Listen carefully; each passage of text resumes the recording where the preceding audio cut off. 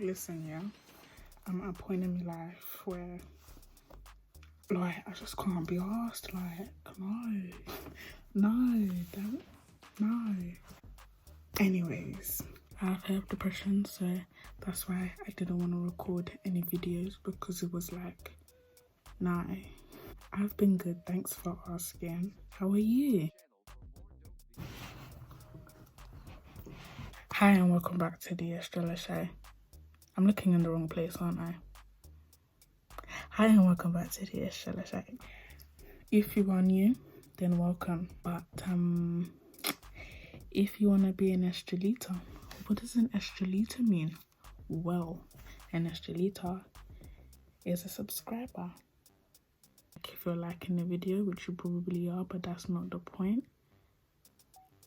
Yeah, comment if you feel cute, which you should be. Then, if we're all just gonna follow this hand right here, you see this abnormally large hand, a man hand, than us. It's very useful. Follow the hand. I'm just gonna go just down there, right down there. You click the red button, you subscribe. You're an Estrellita. Keep it cute.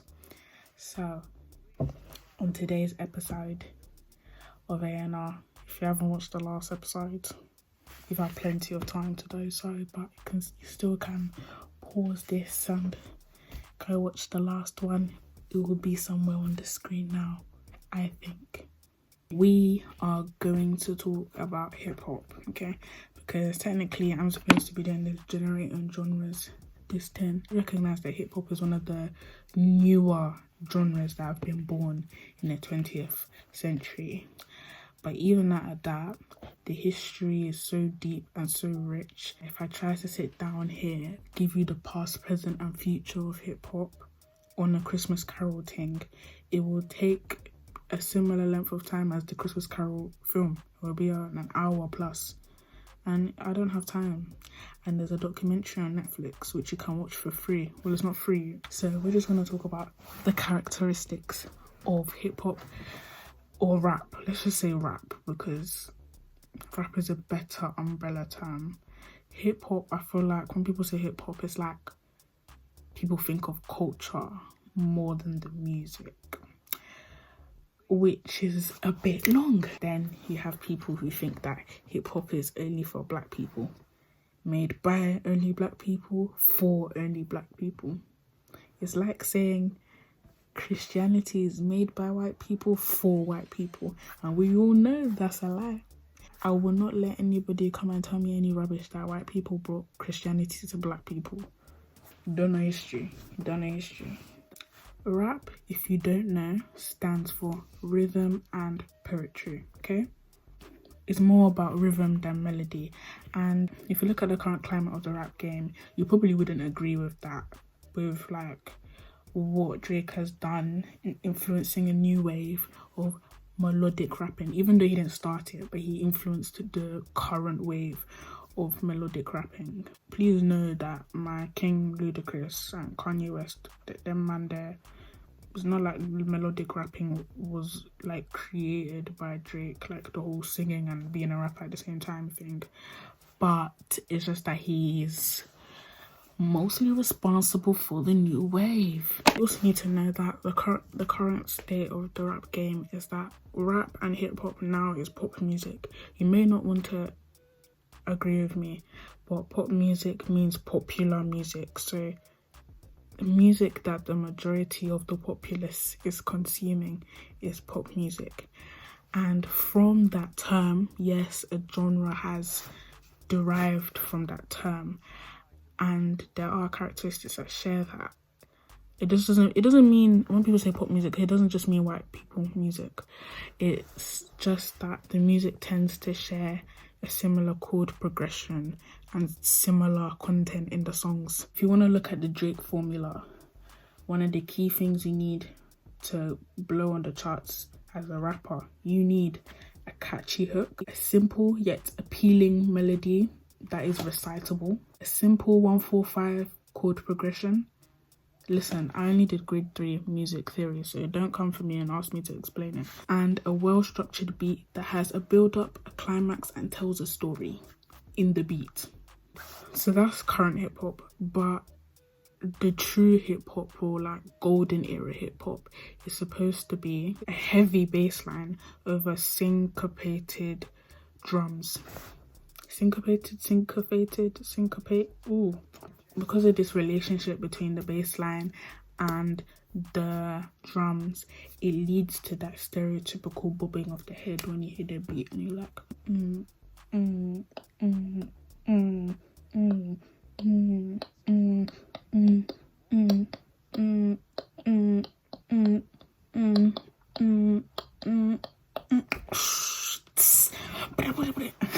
Tempo tends to be like 70 to 100 beats per minute. The tempo of golden era hip hop tends to be slower than modern pop because it allows like enough space, room, time for the actual poetic lines to fill the beat and be one with their beat and all their man there. But what the most important thing about hip hop is content. I feel like nowadays you can really get away with it if you have a nice beat, a nice bob into your head, a nice beat that you can shake your bum to, yeah, that you can slap in the car and be like, all them man there. But content and delivery are one of the most prominent characteristics of hip hop. It's what sets it apart from the other genres that share the similar roots as hip hop.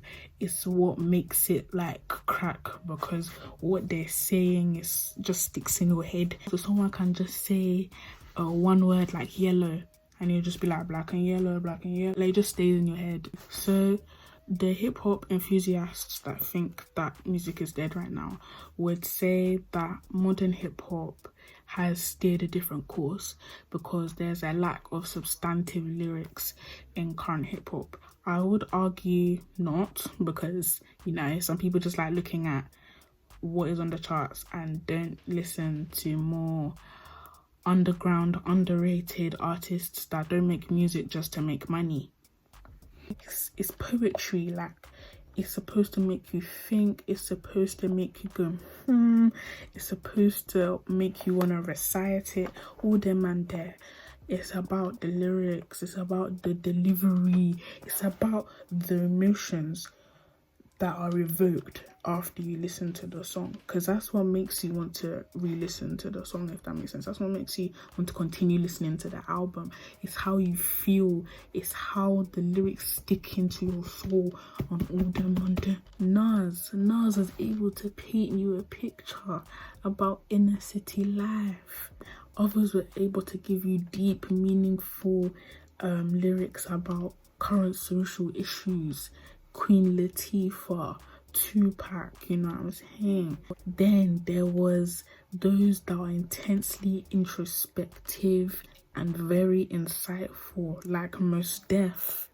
You can argue 2010 to 2013 Drake draws from this introspective, insightful, paranoid this thing, and that's what made Nothing Was the Same his best album. If you're reading this, it's too late would be his best album, but it's a mixtape. Thank you. That's what the lyrics, those are the sort of things that true hip-hop, the lyrics are supposed to give you that. And the delivery just gives you that extra kick that really accentuates and shows you what they're trying to say and what they're talking about, and will give you an inkling of an idea of how they're feeling through their delivery. Because I'm pretty sure those of you that like poetry, if you read, you can read a poem in 10 different ways and you'll get 10 different meanings. Same way with rap, like it's a skill delivery. You need to be able to evoke an emotion and give a message, not through just by saying words, just how you say it. It's why Flo Milli is blowing up, it's why she is going to run the world, is because the way she raps, it makes you feel like, yeah, I'ma get my money, I don't need men, and all these girlies, they're not like me.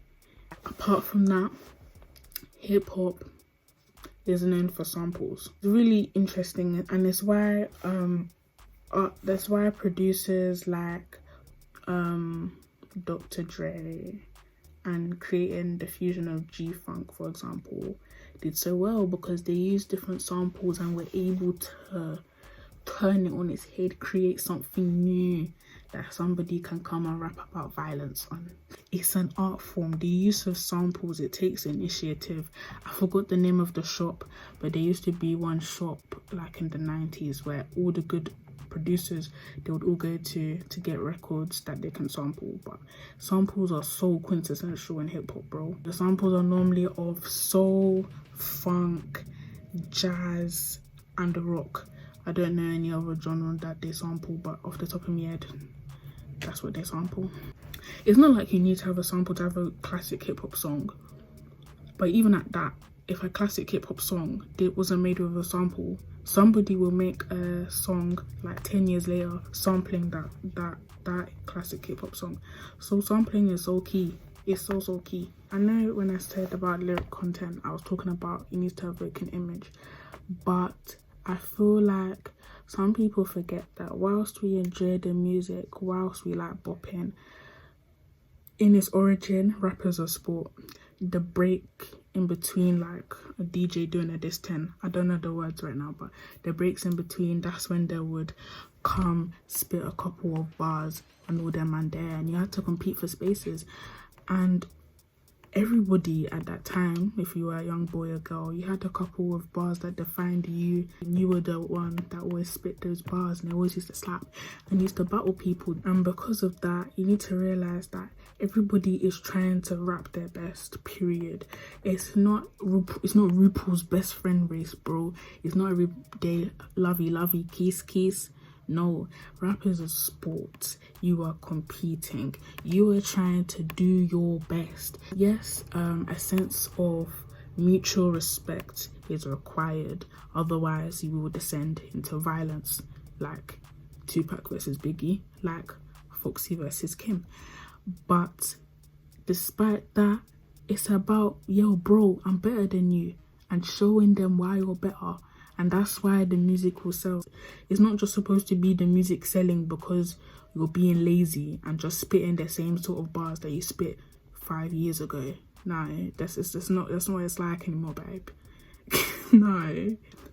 You need to be doing your best. And that's why I feel like this Snowflake generation, you don't get rap sometimes, because for us consumers, we hear the music and there's always some sort of third person or second.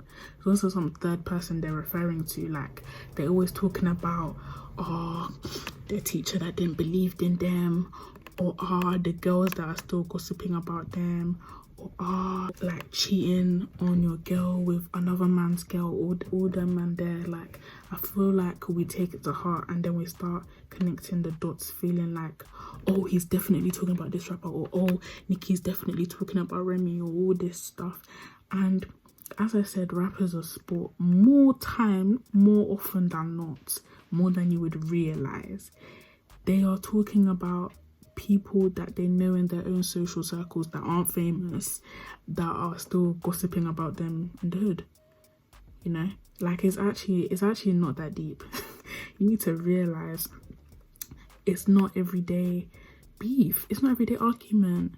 And even at that, these rappers, they're poets. These men, they can teach you an English lesson in metaphors and punchlines and semantic fields. If they wanted to diss someone, they would do so, and do it intricately, with care, but with maximum impact. So these minuscule lines you guys are analysing and saying, Drake's dissing Kendrick, like find rest. It's actually not that deep. I remember when everyone was thinking that Nicki was dissing Lil Kim pre-Pink Friday, and it's not actually a dash, it's just a certain dominance. Are you supposed to come into the game becoming all meek? You need to understand that hip-hop is aggressive. It's a big man thing. It's not about, oh, I'm shy, I think I'm good, but I think you're better. No, It's about carrying a sense of pride, a sense of entitlement, thinking that, yo, I'm the best and I'm gonna show you why I'm the best. Yes, it can go a bit far. It can become delusional. Self-belief goes a long way in hip-hop.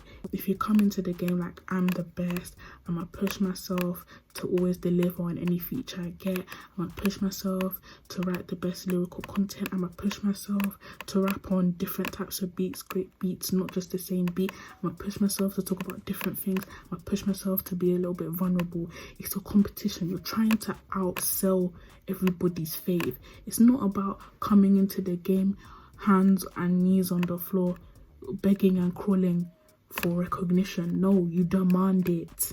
Because the community that rap and hip-hop comes from, there are some things that are just natural to talk about in your rap lyrics, and it becomes a problem when we have non-cis male straight heterosexual black men, if that makes sense.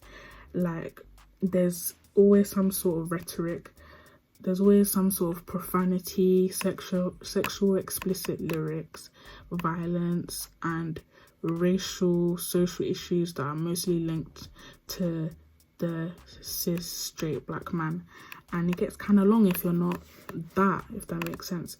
Because, as I said, rap is aggressive, it's a sport, and whilst everybody will tell you that female rappers didn't exist until Lil Kim, they did, but you have to come across as masculine to some sort of extent. Like, your ability is measured on some sort of scale of masculinity, and it gets all sorts of long when you have sexually explicit lyrics, because it's like you're supposed to have the perspective of the man, if that makes sense, and people tend to vibe better if you're a man. I spoke about this in the Femc video with Young and May. You can even notice it in how Femcs rap sometimes, and have that that ad-lib. All them and there.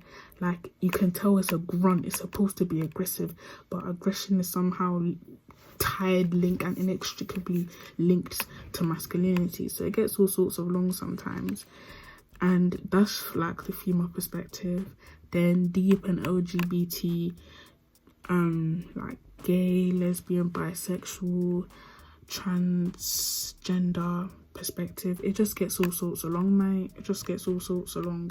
And then imagine like the white man in hip hop. It just gets long because technically you're not supposed to say the N-word.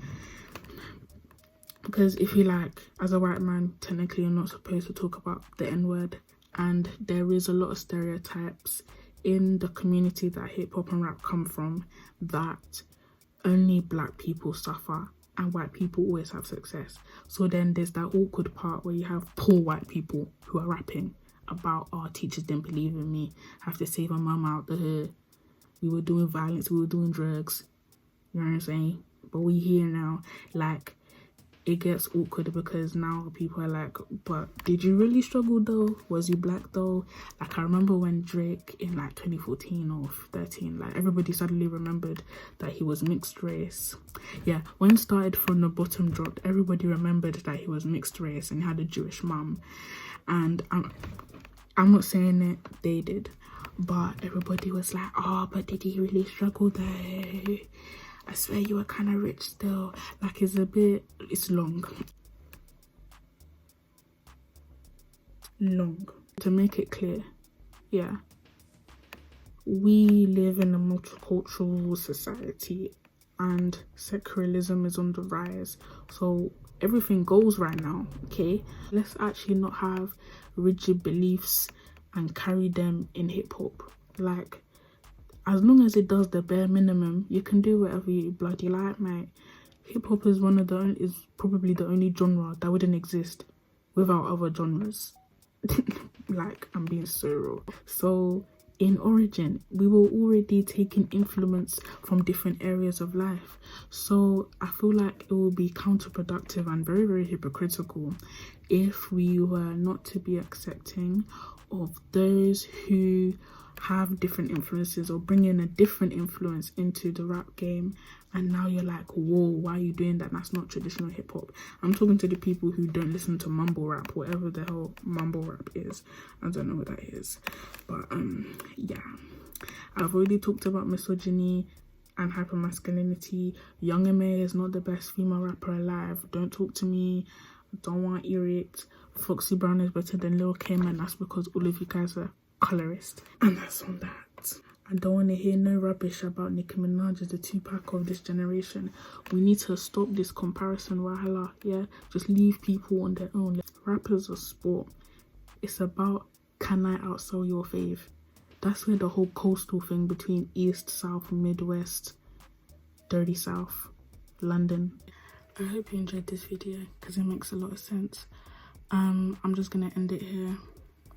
Make sure that you like, comment and subscribe, all the man there.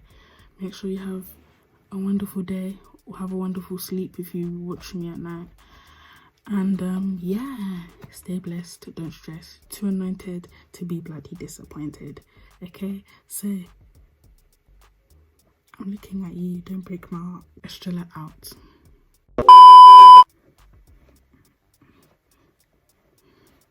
This is also the part where I'm supposed to rap at the end, but I can't be bothered.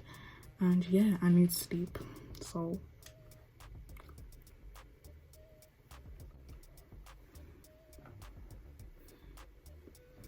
hey yo, pass that crown to the real queen. You know your girl get it popping like a pure fiend. I got little bunny rabbits in my backyard.